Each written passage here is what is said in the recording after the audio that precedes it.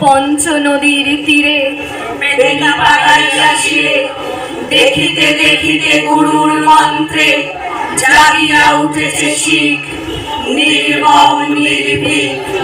হাজার কণ্ঠে গুরুজির জয় ধ্বনিয়া তুলেছে দিক।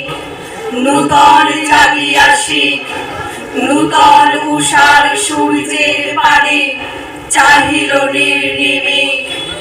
অলোক নিরঞ্জন মহারব উঠে বন্ধন টুটে করে ভয় ভঞ্জন। বক্ষের পাশে ঘন উল্লাসে ও শিবাজে ঝঞ্ঝন পঞ্জাবাজি গরজি উঠিল অলোক নিরঞ্জন। এসেছে সে একদিন, লক্ষ পরাণে শঙ্কা না জানে, না রাখে কাহারও ঋণ। জীবন মৃত্যু পায়ের ভৃত্য, চিত্ত ভাবনাহীন। পঞ্চ নদীর ঘিরি 10 তীর, এসেছে সে একদিন।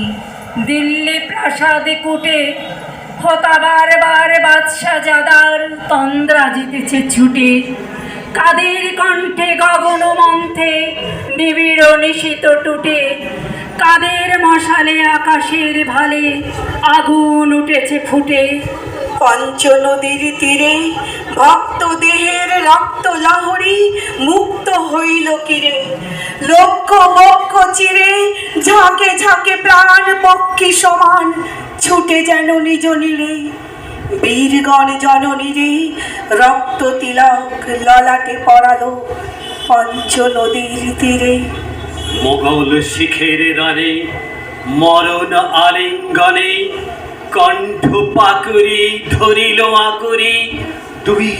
দুইজনে দংশন ক্ষত সেন বিহঙ্গ যুঝে ভুজঙ্গ সনে।